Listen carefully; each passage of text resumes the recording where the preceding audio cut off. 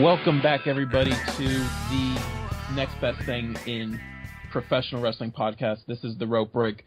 We have been gone for a while. Funny story is we actually had a preview show for Battleground, and we were almost done, but then difficulties happened, and we were not unable to re-record it. So we're kind of going to have our little prediction with the results of Battleground and stuff that's just going on. But yeah, say what's going on, Eric? Ladies and gentlemen, my name is Eric Vanek. Was that good? Do you have a plan C? Yeah, but I gave your girlfriend plan B. Oh, that sounds like a Joel Gertner thing. Yeah. Hey, they should bring him back. He'd be better than Justin I'd love Roberts. if they brought him back. He looks the same still. Yeah, just like he actually lost weight from what I remember. Yeah. Looks like he lost a little bit of weight, but talk about vintage right there. All right, so yeah, we kind of had some errors a couple of days ago when we did our preview show. So what we're basically going to just do is just give you guys what we predicted to happen in the matches and then what actually did happen. And then we might even talk a little bit about Raw this week because some big things happen on Raw. Not a whole lot, but a little bit.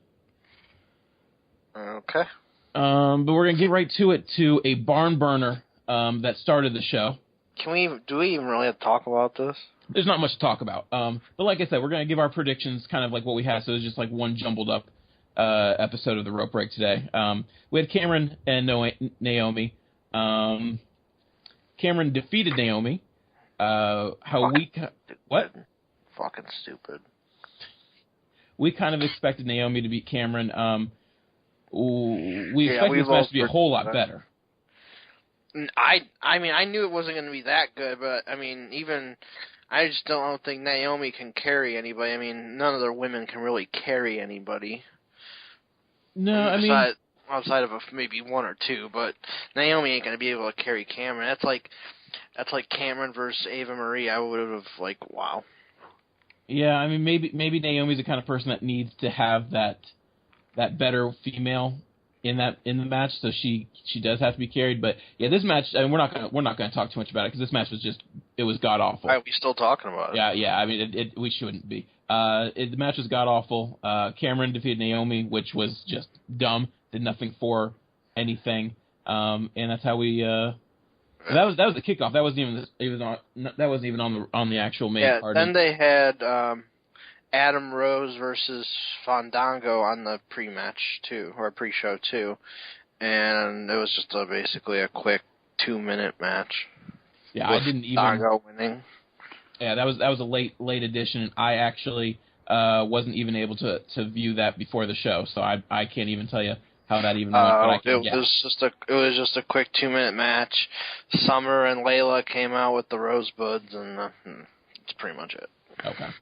Okay, on to the main show. And then on to the main show, we are going to first talk about. I guess we can just go to the first match, and the first match was, to me, the best match of the night. I think it was maybe top 10 best matches of the year. Yep, I agree. And that was the Usos versus the Wyatt family. We both thought this was going to be an amazing match during our prediction show, and. Especially with it being 2 out of 3 falls match and the way that these guys' styles have been going against each other, it just didn't seem like there was a way that this match was going to suck, and it didn't suck. The first 2 pinfalls were pretty, or just 2 falls in general were pretty. Pretty what you expect out of 2 or 3 falls match, just kind of randomness, and it wasn't as quick as I thought, so that was good. But gosh, that third fall and seeing all the false finishes. It reminded you what tag team wrestling can and should be still in professional wrestling, and they both did an amazing job. Yeah, and all the saves and stuff, like, they'd hit a move, a double move or something, you thought it was over, and then Luke Harper comes out of nowhere and breaks it up, or whatever. Definitely the best match of the night. All 4 of those guys just brought it. I think we both kind of thought the Wyatt family was going to win. At least I thought. You did. I thought the Usos were still going to win this match. Okay, so I thought the Wyatt family was going to win it Obviously, that didn't come, but I think this feud will continue into SummerSlam because, I mean, it would just be another great match on that card. They're going to have a lot higher expectations, though, after this match because honestly, I don't know how you could top what they did at Battleground unless you, I mean, 2 out of 3 falls, what's the next thing? I mean, you can do, another singles, a regular tag match. That would be cool, but it's something, I would love to see a ladder match between... Yeah, and that's what I was thinking when we were doing our prediction show, is that the Usos would win this match, and that would set up for a ladder match at SummerSlam or even TLC. You could do a TLC at SummerSlam even. I know that kind of sounds a little weird with the pairing of Rowan and Harper, but they both show that they're a lot more athletic than what their build is. Yeah, they would never do a TLC at the non-TLC pay-per-view. It just wouldn't. Oh, that's true. You're right. Yeah, so if they do go that route, it would just be a ladder match, or it could be a cage match. It's got to be some kind of gimmicky thing to finish this feud, and I think, I mean, personally, I could watch this feud go on for the next year. But it's not going to be like that. It's just the way of the WWE world now. It's like you get 3 months max now as a main feud, and then after that, it's done. Oh yeah, if you're able to pull out 3 months in a feud, that would be like in like '98 getting a 6, 7, 8 month kind of feud. Yeah, and I mean those were the norm back then. They would actually have build up and all of that fun stuff. It's now, ever since 2000, you get maybe 3-4 months at the most, and that's it. Yeah. So, definitely a great match. Definitely looking forward to what they can do up to SummerSlam. I mean, they pretty much have a whole month here because I think, it's like a whole month till SummerSlam. So. And then you're definitely gonna have to step it up. Oh yeah, they will. Which is unfortunate because it's like they already had the most amazing match on the card. So it's like, but you're right. Like fans' expectations are now going to be that it has to be even better than the last. Yep. Then unfortunately, another big match that I was looking forward to was Seth Rollins and Dean Ambrose. That was really a match that we never really got. No. There's just like a whole backstage segment where Dean Ambrose attacked Seth Rollins, and then Triple H made him leave the arena, but he didn't actually leave the arena, and he came back out when Seth Rollins for some reason came out to just get his hand raised, which just seemed dumb. The whole thing was dumb. I don't know if Seth Rollins is injured or what.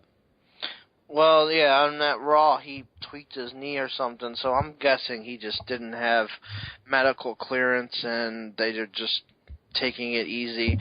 But in all honesty, it's probably was a good thing because now you have another month of build-up, and those two could have an epic match at SummerSlam. So honestly, it might be a blessing in disguise. Or if this was their plan the whole time, awesome. Good job, WWE. Yeah, I mean, all these attacks on each other are working. It's showing the hatred between the two. So, in that regards, it is a good thing. And then at SummerSlam, hopefully, we will finally get to see a match between these guys, and hopefully, it'll just come to an absolute clash because of these two hatred for each other at this point, and they're not actually really able to have a full match yet. Here's what I wanted to ask you about this. What I think that with the amount of build-up they could have, what they have now, and leading up to SummerSlam, a whole another month from now, what would you think if they did a match and put the Money in the Bank contract on the line? Do you think Dean Ambrose should win that match and have the contract, or do you think Seth should still win? There's no question about it to me. Seth still has this case. Like if they want to put the briefcase on the line, that would be cool. I'd be in favor of that, but there's no way Dean Ambrose should be in possession of the briefcase over Seth Rollins. Seth Rollins to me has been the one that overall is the most ready. That's hard to say. I mean, I know Roman is as hot as he is. I'm saying as a complete wrestler, Seth Rollins is the closest thing, and he is a future piece for them. We'll talk more about Roman Reigns later on because I have a few things to say. So. Oh, do you? Yes. Okay. But yeah, unfortunately, yeah, I do see Seth Rollins still with the case, but that is a good idea. But yeah, unfortunately, this match didn't happen. But it was just a lot of. Actually, there's like 3 different segments that had to do with them because then Dean Ambrose didn't he attack Seth in the parking lot? Yeah. Yeah. But yeah, so that's what we had for that. Then we had Jack Swagger and we had Rusev in a match that was pretty good. I don't have any complaints with the match. This match got a lot of buzz, and it wasn't even for the wrestling. Yeah. With Lana's little promo that she cut before the thing, even though she never really said it. No. But was kind of said, you blame Russia for everything that's going on lately, or something like this, something along those lines. Yeah. And yeah, so, that's what it was. like, it got caught on TMZ and even, like, the big national medias, and, like, it was a big deal, and now there's a lot of talk about, because of that, WWE completely dropping this whole gimmick, so to say, and it'll be interesting to see what they do, like, because like I read a thing on the one website that me and Jeff both look at. They had a thing saying, this hasn't really been done ever since, Muhammad Hassan back in the early, mid 2000s, when he did his little black terrorists coming out, in their black little jumpsuits and attacking the Undertaker. Yeah, and so it's unfortunate too because I know you love that gimmick with.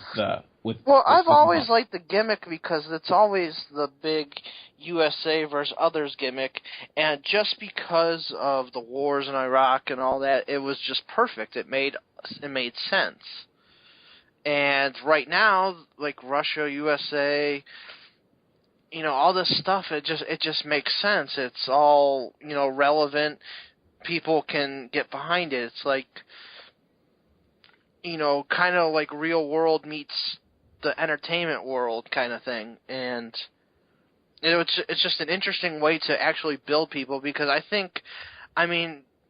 Jeff is a person who rarely cared about Jack Swagger. He could care less about Rusev, really, but because of this gimmick and how it was built up and everything, Jeff was like actually interested in watching a Jack Swagger match. Yeah. And that just says a lot there. I mean, it's just the whole gimmick and how it was built, and it's Russia versus USA, or, however the case may be. So, for the match itself, I thought it was going to be a lot better. It ended with the count out. It ended horribly. Yeah, it ended horribly. But I thought that was meant for it to be, a build up for another match to SummerSlam. But now that seems like that's completely off the books because they're dropping all the gimmick because of the stuff that happened with the promo and all the negative publicity they're getting. So it's kind of a shame that it ends like this. The match could have been a lot better. It definitely let me down. I think we both said Rusev was going to win, right? I don't remember what we said. We may have. I think like we were kind of hoping that something like this would happen of like a count out, just to keep it going. Yeah. What I want to know though is, as a country or as a company under Vince McMahon, when did we get so soft like this? Like, it's just the PG thing. But what happened to? Like, you got to think back. They had frickin' Sergeant Slaughter versus Hulk Hogan during a time that just talking about war was horrible. Yes, but you got to understand there wasn't social media and all that back then. Yeah, I understand. And the internet wasn't a big thing or even a thing. I don't think back then. But I think it may have been, or it may have just been first starting, but it wasn't nearly what it is. Yeah. Yeah, so you have millions more eyes and more people with opinions talking about all this stuff now, and the fact is, you have a lot of foreigners that live in those countries watching the WWE programming, and some of this stuff affects them. They don't think it's funny because, hey, their countries are getting blown up and people attacked and all that stuff. They don't find that stuff funny. I mean, not like we find it funny or anything, I'm saying, but it's like... it's more personal to them. It's more personal. It's their family that's affecting. affected. That's what I'm trying to say. Yeah, and it's not really affecting the WWE family as much as it would somebody that's over there experiencing these things every day. So I think they take a lot of heat for it on Twitter and Facebook and through the CNN and all these other national media outlets. So it's like, I think that's kind of why it's like that. I mean, they took a beating after the Muhammad Hassan thing, because it was like literally like a week after the London bombings in downtown London. Yeah. So it was like, it's just something really personal, and I felt bad for it because really, Muhammad Hassan, he was actually very talented. He was great on the mic. He did his gimmick very well, and pretty much after the London bombings and his little terrorist thing on SmackDown, he fell off the face of the earth. Yeah. I've maybe have heard one thing about him since then, and that was like 2004. His acting career did not take off like hoped for. Yeah, and that's not even to be, a smart ass about it. That's like, that really affected that guy, and he had so much talent. So, but we're getting off track. So like we normally do. But yeah, we expect it to be a little bit better. It was a solid match though, and we'll just have to wait and see if they drop this feud or not. Next, we had the actual Intercontinental Battle Royal, and it was. Let's see, who did you predict to win? I said The Miz. I think we both said The Miz. Okay, yeah, we both thought The Miz would win. The Miz did win. What I hated about this is that The Miz was on the outside for 92% of the match, the Battle Royal, and when that happens in this day and age, you know what's going to happen. Yeah. You know he's going to just come in at the very end and just... Everybody knew he was, the ref or... Michael Cole and Jerry Lawler and all them weren't even mentioning it until the end. But you thought it came down to Dolph and Sheamus. The internet world just exploded after this in just hatred. Yeah. And because they all thought Dolph was going to win. And trust me, I'm the biggest Dolph fan that anybody would know. I would have loved to seen Dolph win this, but I expected him not to win it. Well, and then we're also going to talk about Dolph a little bit later because it seems things are maybe changing with him. Yeah. So Dolph got, right to the... I mean, he put on a great show in the Royal Rumble there and against Sheamus at the end. I mean, who would have thought he would have took out Sheamus, right from the beginning. That was surprising. Yeah. And then the other biggest thing that came from this, oh my goodness, I don't know if you saw the picture I posted on my Facebook, Jeff. But how do you go from winning the Andre the Giant Memorial Battle Royal to 3 months later being eliminated by Heath Slater? Yeah. I mean, how does that happen? Yeah, I saw that and I was like, by Heath Slater? Like, okay, I would have totally understand if Sheamus or Dolph or... Even someone like Del Rio. Yeah, would have threw him out. I would have been, okay, I understand that.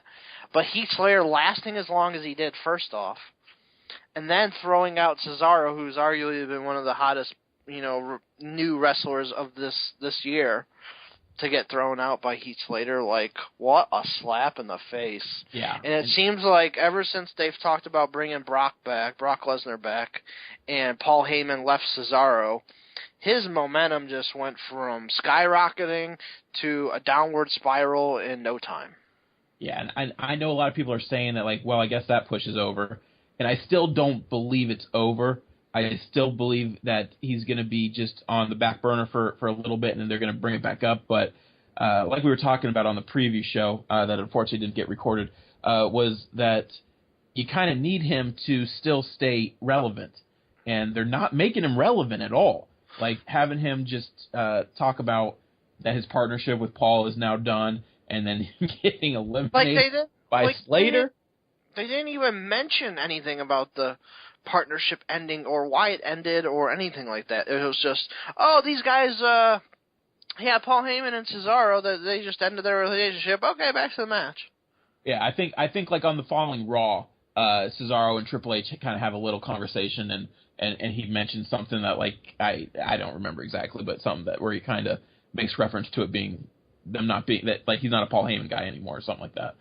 Yeah, and it's just, it makes no sense. Like, I don't get why he can't manage two people at the same time.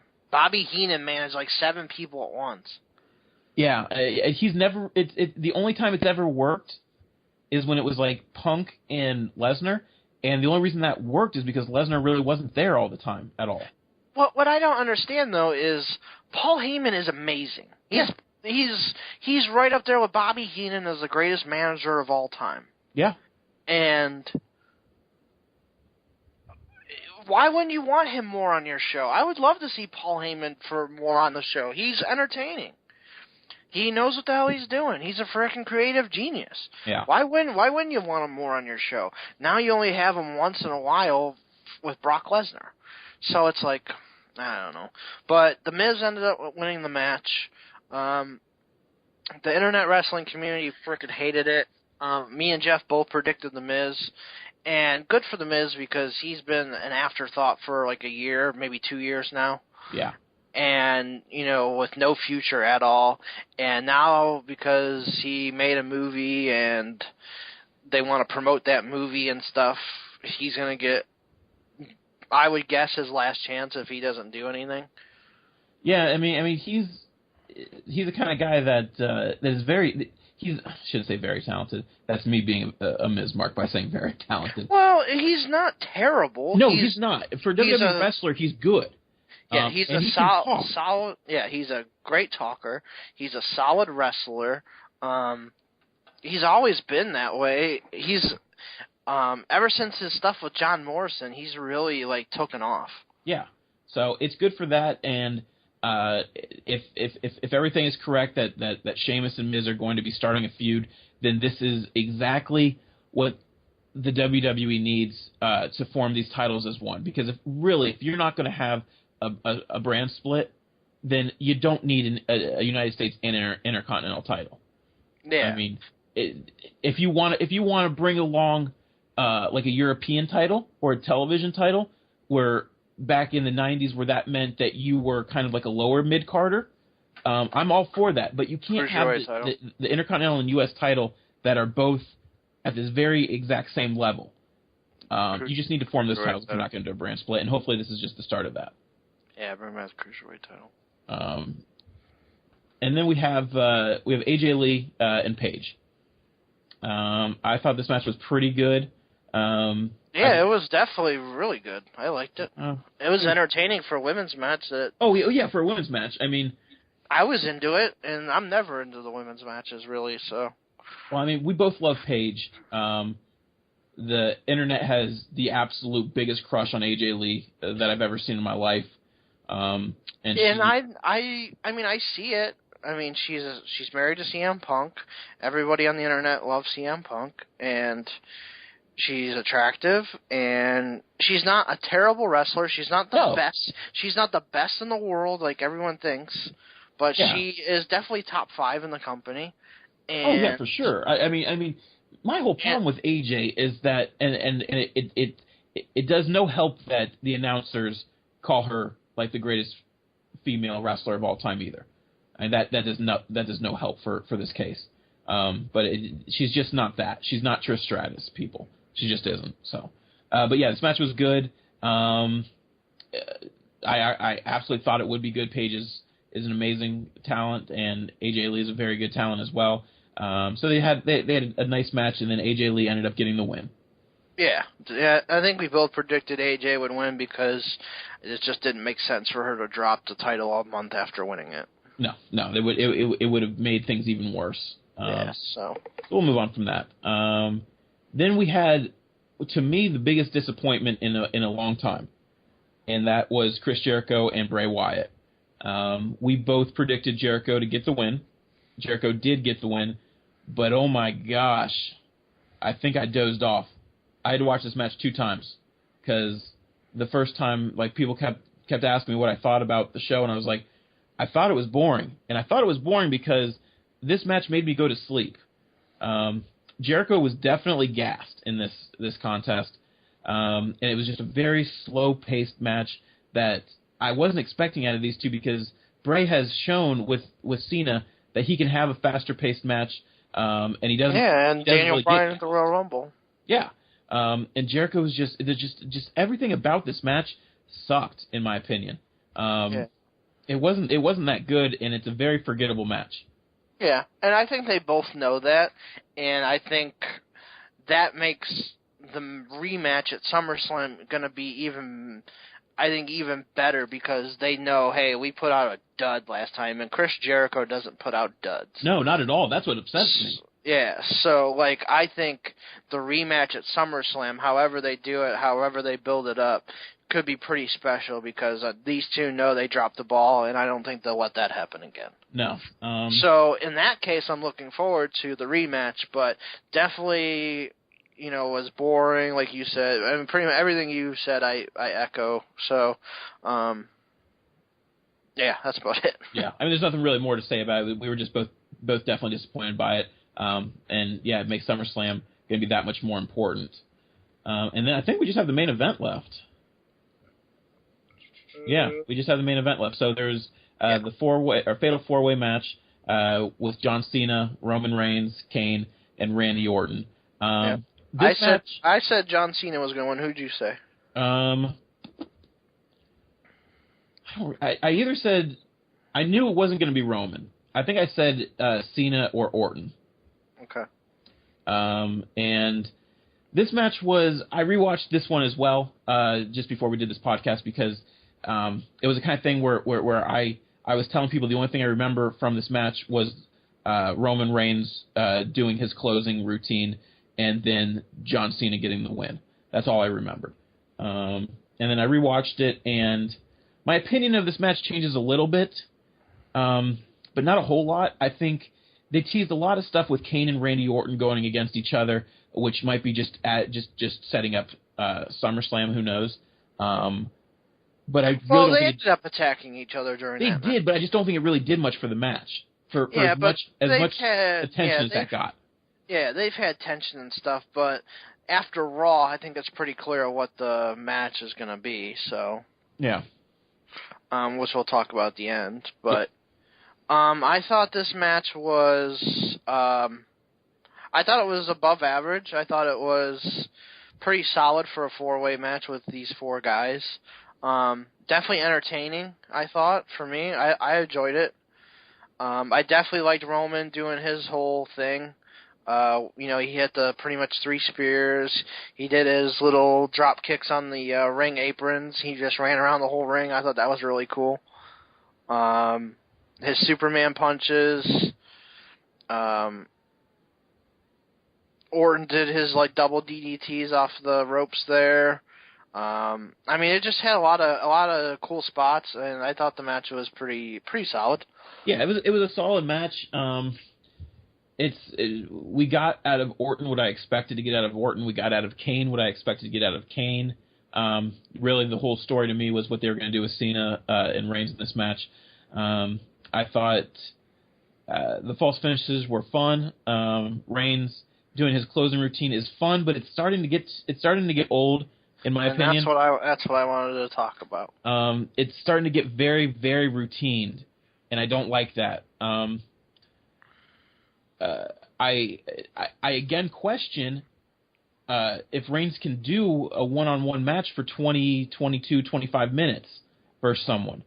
And for me and you did not even talk about this before we even did this. We just said this, but Jeff is pretty much echoing everything that I was going to say. So just wanted to point this out. I'll continue on with what I want to say if you don't mind. But no, go ahead. That's basically all I had on this one. Okay, so all right, so I'm going to ask you this. Between Hulk Hogan and John Cena, who you think is the better wrestler? The better wrestler or entertainer? Wrestler. I think John Cena's a better wrestler. Okay.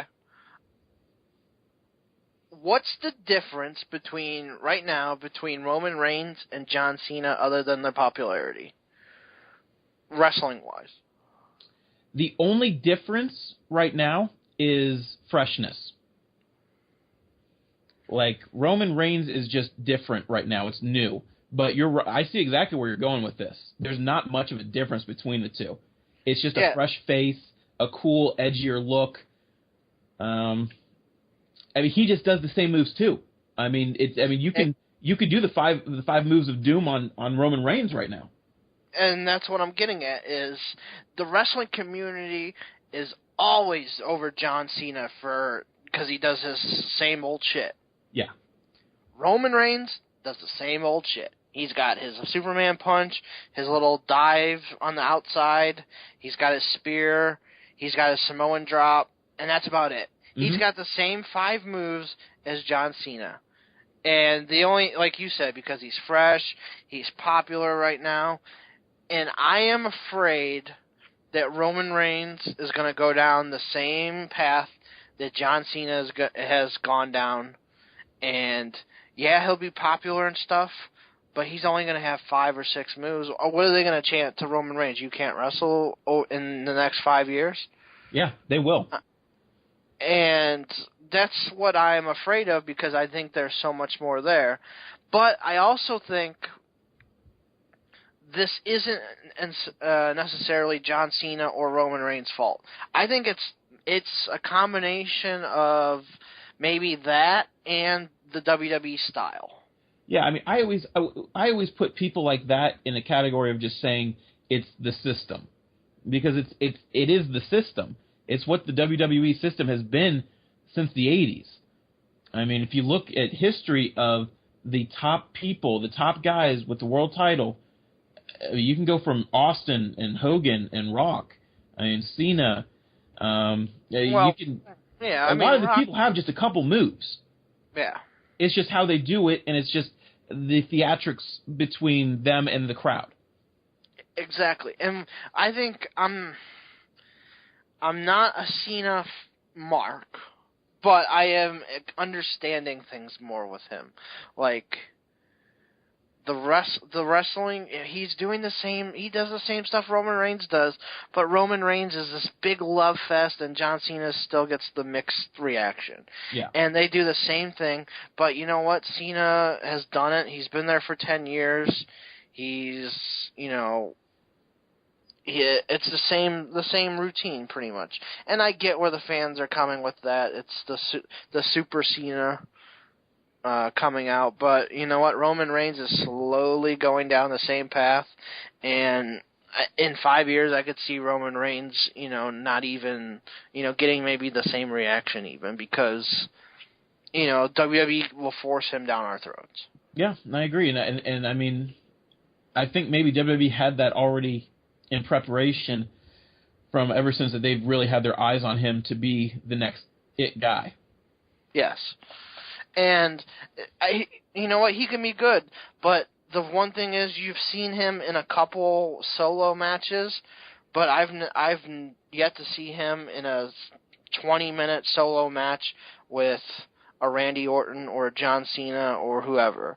So when Roman Reigns starts doing 20-minute pay-per-view matches, and we'll see how he actually does his moves and stuff, that's when you will really be able to judge that this guy is going to be a star or not. Because right now, he's been in the WWE over a year now. We still haven't even seen, a 20-minute match out of him. No, he's still kind of like in the background. Like, He hasn't been featured yet. Like, he's getting the crowd behind him and everything. He's the closer. Yeah, he's the closer. He's the one that comes in and does his little parade of moves in the last 5 minutes of the match and ends up losing or whatever. Yeah, I mean that's the best way of putting him. I don't know if I've seen a closer quite like Roman Reigns in a long time. No, and the fans are behind him, and he does great. You know, he does a great spear. I mean, he's not on par with Edge doing the spear, but he does a pretty good spear. The Superman punch is unique and cool. It's a new move.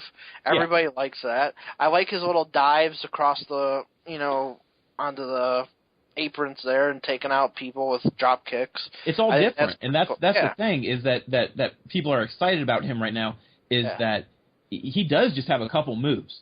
And people are not talking about that yet. But they are different kinds of moves that people haven't seen for a while. So people are going to like it for now.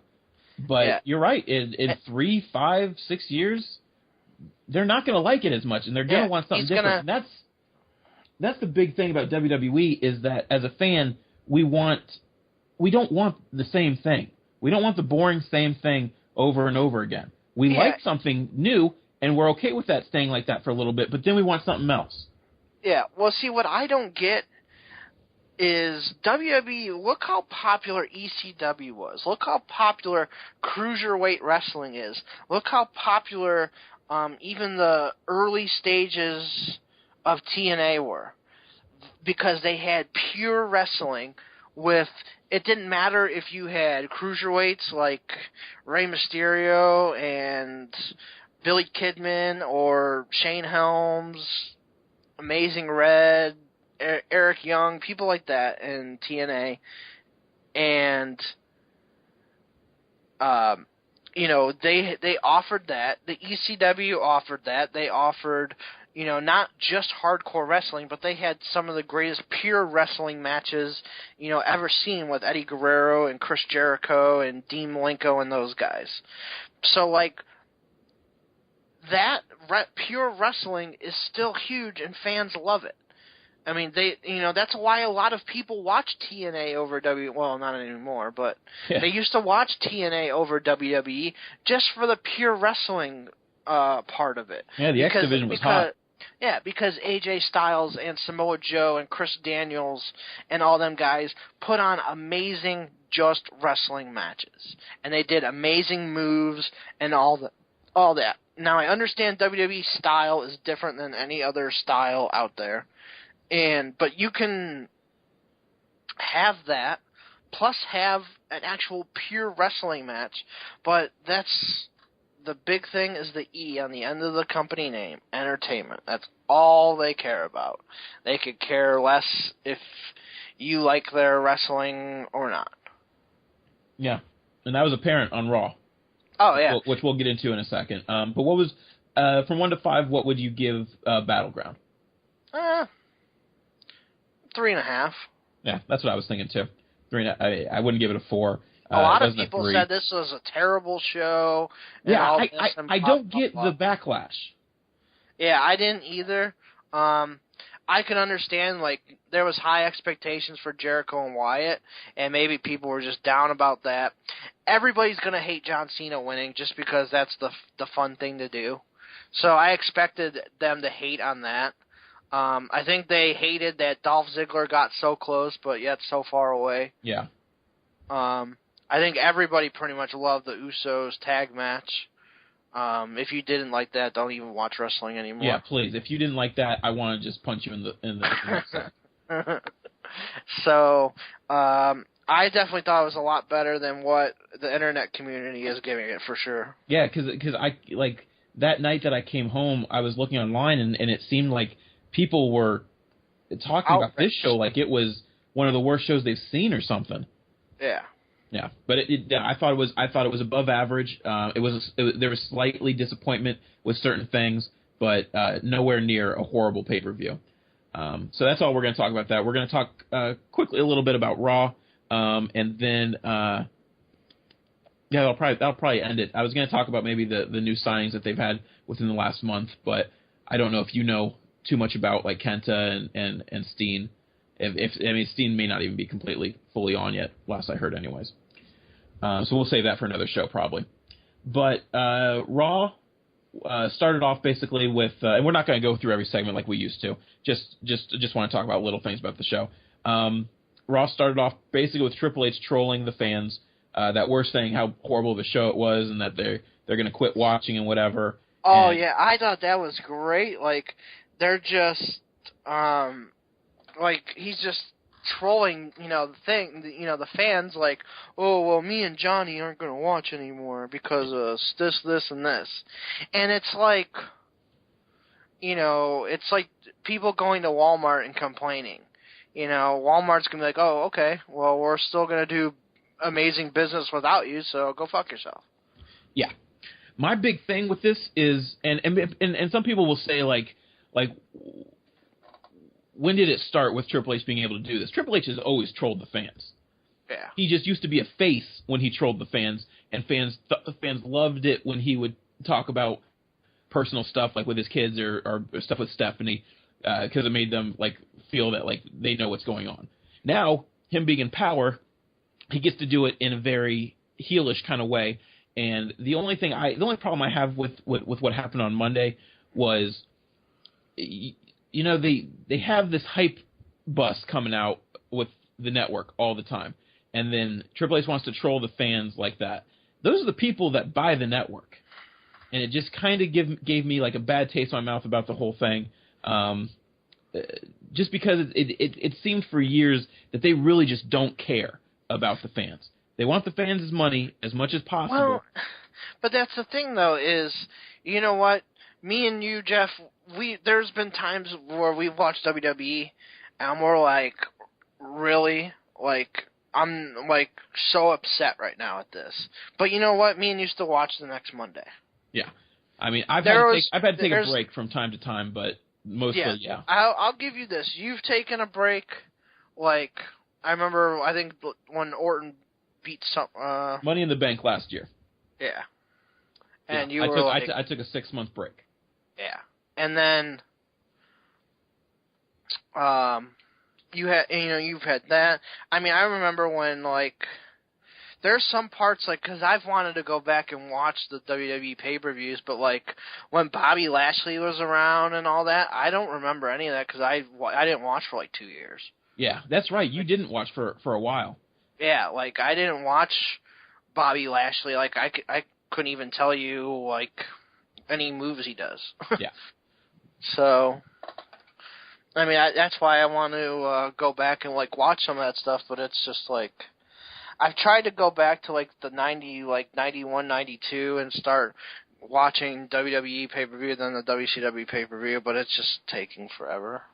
Yeah, and they kind of make it difficult now. They kind of made it easy for a little while when they cut off everything monthly to yearly, so you could just keep going through. Well, what I do is I just Wikipedia it and just find the pay-per-view list in order by date and just watch it by that. Just go to, Royal Rumble 92. Okay, that was the first one. So then, watch it through that way. But what I find, like, there's, like, some matches of, like, pretty much, like, lower mid-carders from back then. I'm just like, skip. I'll just watch matches of, like, people that I know, like Ted DiBiase versus Ultimate Warriors, I think is what the feud is that I'm watching now. So it's like I'm watching that kind of stuff. Watching the Hogan and Savage stuff. I think the one that I just finished watching was WrestleMania 91 or 92, where it was Savage versus Warrior in a loser leaves WWE match, and I think Warrior won, and then Savage started announcing them. Does that sound... I tried not to watch that match. I haven't watched that match probably in like 15 years, because I want to remember it as being a really good match, and I feel if I watch it again, I'm not going to think it's as good as it really was.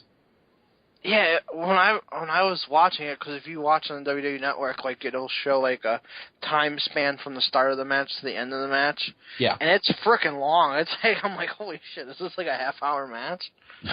I'm like, I didn't know Ultimate Warrior could have a half-hour match. Yeah.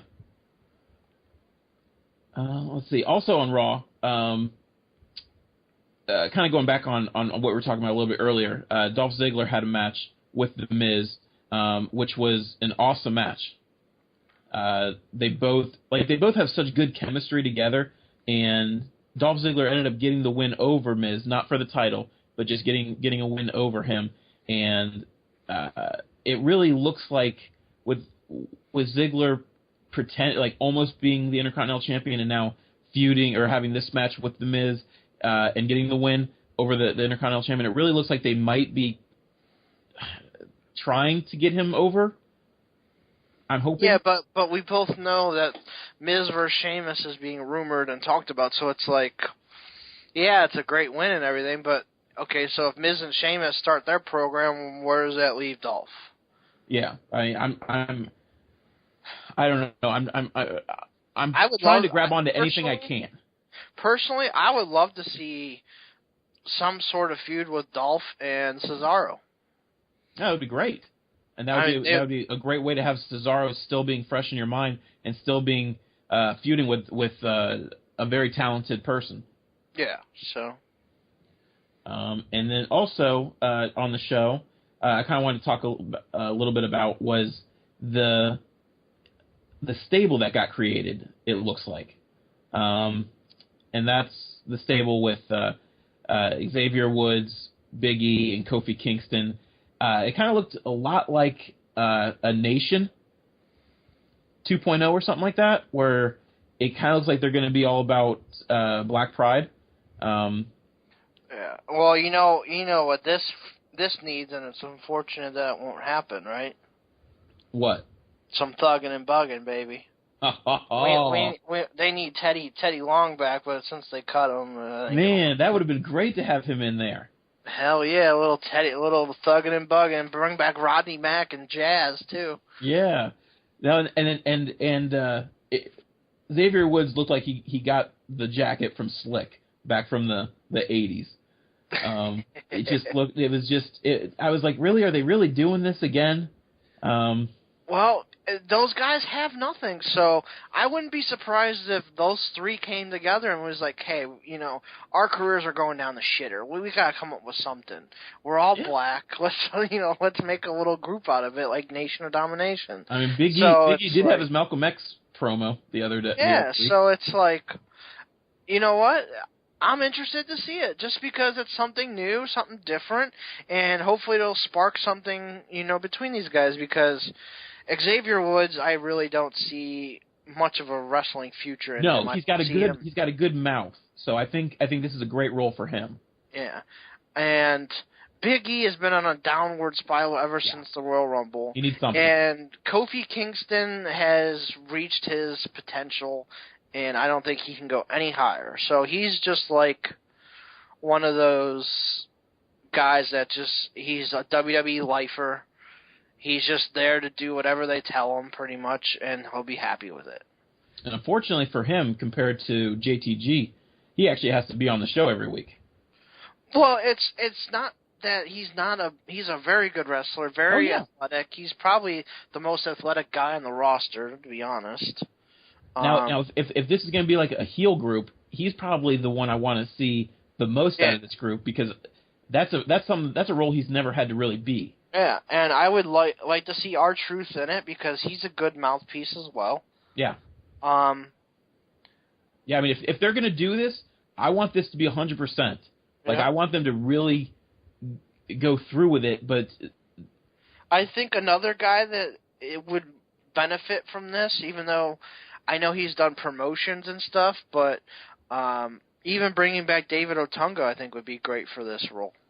Yeah, that could be good. I don't know what his status is anymore. I don't know, because I've heard things that like maybe him and his wife have decided that he's not going to be a wrestler anymore or something. Wow, see, I haven't read that. Yeah, there's just something where his wife was saying like she maybe doesn't want him on the road all the time anymore or whatever. So I mean, he hasn't been on for a long time, so I don't even know what's going on with him. But he hasn't been on since the People Power era. Yeah. That's like 3 years ago already. Once Johnny left, David left with him. Yeah. But yeah, that was just an interesting thing that I remember from Raw. And it'll be interesting to see how devoted they go to it, because if they're going to back out on stuff from the whole Rusev and Swagger thing, this could be a touchy subject if they go through with it 100%, like I would like them to. So I don't know how PG they're going to be able to go with this whole thing. Yeah, and then we had the Brie Bella Stephanie thing. Oh, see, I wasn't even going to bring that up. Yeah. We can talk about it briefly. I don't know. Because it's important to talk about because basically Brie Bella bought a ticket to watch Nikki's match. Stephanie came out, was talking crap in her face, and then Brie Bella called her a manipulative bitch, and Stephanie smacked her across the face. Brie Bella came back with the cops later on and got Stephanie arrested after the Flo Rida concert. So that led to a whole big thing. I think my favorite part about the whole thing was in the back. I'm just laughing thinking about it. Oh, yeah. I'm just laughing thinking about it. Just, Renee Young's, or someone's asking Triple H, well, what about the main event announcement? Who's going to face John Cena? He's like, man, that's my wife. I'm just going to have to... I gotta leave her. Family comes first, and then he stops and thinks. So he's like, "Well, they're gonna have to process her and fingerprint her. She's gonna be down there for about an hour, and she won't even." Joey Matthews sighting. Yeah, she's like, She won't even know that I'm not there. She's like, he's like, all right, I'll go down there after the show. So I thought that whole segment was funny. So yeah. So basically, I thought it was funny when he was talking to like the cops, saying like this is a good career move, and you guys have a hybrid. Yeah. So, but basically, what this is leading to is basically it's going to be a Stephanie versus Brie Bella match at SummerSlam, and obviously Brie Bella's contract with the WWE will be on the line. So that's pretty much what this is leading to, which will be kind of cool because Stephanie hasn't wrestled in a long time, but she's still, she's not like she's, not able to wrestle. She's athletic. She can wrestle. I'd rather see her than half the female roster. Yeah, well, I just want to see her in some tight spandex. I wouldn't mind that either. Yeah, I think that's what we're both getting at. Yeah. So there's that, and then Plan C. Then we had Plan C, the biggest surprise that everyone saw coming. Yep. Well, it was crappy because it was spoiled on my phone before the show. Oh, was it? Well, there was the Bleacher Report. Oh, man, I didn't even get a notification about that. I got a thing that said Brock Lesnar will appear on the show tonight. I was like, oh, that's awesome. I mean, I knew it was coming anyways. Yeah. But I was expecting it on the pay-per-view, to be honest. Yeah, I thought it was going to be a pay-per-view kind of thing. I thought it was going to be on the pay-per-view because it was already known that John Cena wasn't going to be on this Raw because he had to go tape for a show. So I was thinking, well, why not just do it at the pay-per-view and, have people, have it fresh in their minds. Wow, Brock attacked John Cena. But, I mean, the way they did it, pretty much because Paul Heyman talked it up very good. So Triple H came out and announced that Randy Orton was going to be the guy facing John Cena. Well, Roman Reigns had different plans, so those two started fighting. So that's going to lead to a Randy Orton and Roman Reigns match at SummerSlam. Yeah. And then they battled off, and Triple H is just left in the ring. And then Paul Heyman came out and offered Plan C. And Triple H thought about it and shook both Paul Heyman and Brock Lesnar's hands. So now we have Super Cena versus Super Brock. And Paul Heyman did an amazing job of how he was doing the whole selling it. Yeah, I mean, just what he was saying is that whole in Cena we trust kind of thing. Yeah. Oh, yeah. He was doing the Pledge of Allegiance. Yeah, and he was. But he made up his own words. Yeah, he made up his own version against Cena of Cena versus Brock, and it was worded perfecly. Yeah. So that's the creative genius Paul Heyman. Yeah, and it set this match up that we kind of expected. Which I mean, these two have fought before, and it's not the most amazing matches. But they were decent. Yeah, they're decent, and Brock's going to beat the crap out of them, so I'm okay with it. That's the one thing too is I think everybody expects Brock to win, and I would love to see Brock to win because I think I just think about, like, or if Cena can't beat him, who the hell's gonna beat him? Like, if Lesnar legit holds the title until next WrestleMania, like, who's gonna be the guy to challenge him? So Rock. it's like, well, that's the thing, though, is I don't think The Rock is gonna be able to be at this WrestleMania. No, I don't think he is because of the budget cuts So and everything. so it's like, and the fans would absolutely riot if Cena got another WrestleMania, shot against Brock Lesnar if he loses again. Yeah. Daniel Bryan makes the most sense, but I don't think he'll be ready. Now, No, if Daniel Bryan's ready, then awesome, that would be great. I think they're also setting it up good though with how, I mean, Brock hasn't been on since WrestleMania, and Paul Heyman, every time he was on, even when he came out with Cesaro, every single time mentioned the whole Brock Lesnar and Taker thing. So if they're gonna have Brock Lesnar be the one that beats the streak, I definitely I wouldn't mind seeing him hold the title for a little while, especially with his whole return, and he hasn't really had that chance yet. Yeah. I mean, since he's come back, he's lost matches. I think he's like 3-3 in matches since he's come back. If I'm not mistaken, I'm pretty sure he was 3-3 or 2-3 or something like that, because he beat Big Show at Royal Rumble. He beat Undertaker at WrestleMania. He lost to Cena. He lost to CM Punk. And I'm sure there was another match in there somewhere, maybe. So maybe he's 2-2 in matches since his return. Yeah. So, so it'd be interesting. I think that Brock definitely deserves it because since he's come back, he's put on some very entertaining matches. I mean, a lot of people said the CM Punk Brock match was match of the year last year. And then this year, I don't think him and Undertaker was match of the year or anything, but he did solid. He was pretty good against Undertaker.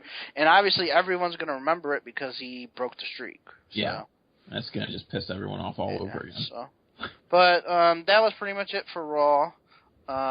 Is there anything else you wanted to mention, Jeff? Or? No, I think we've kind of had a real long show already today. Yep. We're going to be... I just wanted to mention one quick thing. Uh-huh. I think it is 2 weeks from today, is how excited are you for the Paul Heyman DVD? Oh, I'm real excited, actually. Yeah, because I saw a couple quick videos of it today of, like, all the people that are on there giving, like, interviews and stuff. Yeah, they even got Raven. Oh, did they? I didn't even see that. Yeah, I saw that. I saw that they got Raven. I saw Tommy Dreamer, RVD... Renee Young, Natalia. Yeah, it's people like that I didn't really understand. And someone that they had... CM Punk was still in there. Was he? Yep. Okay. I saw him on the one video, but I am, like, definitely, like, super excited for this DVD. I haven't been this excited for a DVD since CM Punk's. Yeah. And the cool thing about this is that there's a lot of fans out there that think Heyman... just started basically as the ECW promoter, and they don't really remember, they don't remember like the Dangerous Alliance or stuff like that from WCW, and even before that. I mean, Paul Heyman has been in the business a very long time, and he's been a manager and promoter for a very long time, and so I'm excited to see like the interviews and matches of him with his, I guess you could say, clients or whatever from back in the day, and just relive the whole history of Paul Heyman. Oh, yeah, and I'm pretty sure me and you will both get it on Tuesday and watch it on Tuesday, so I think that's kind of the plan. Yeah, same here. So that'll be fun to watch. So yeah, but we will be back regularly to talk about everything pro wrestling for the next in the very near future. But yeah, so this is gonna be the show for today. We gave kind of our predictions and our review of Battleground, as well as what we thought about the happenings on Raw. So until next time, we will see you guys later. All right, see ya.